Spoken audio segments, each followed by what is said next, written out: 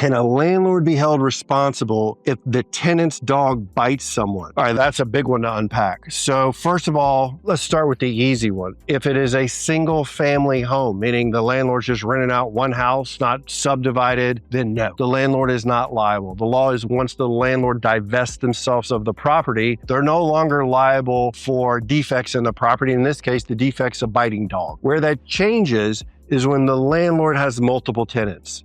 Duplexes, townhomes, condominiums, apartment complexes. Now you have multiple tenants and the landlord is not divesting themselves of the property, they're managing the property. So what you gotta have then is two things. The attack would have to occur at a common area, meaning if it's my dog inside my apartment and I have a friend come over and the bite occurs inside my apartment, the landlord's not responsible because that's not an area that the landlord has control over. The landlord has control over what's called common areas, the tennis courts, the parking lots, the pool, walkways, green spaces.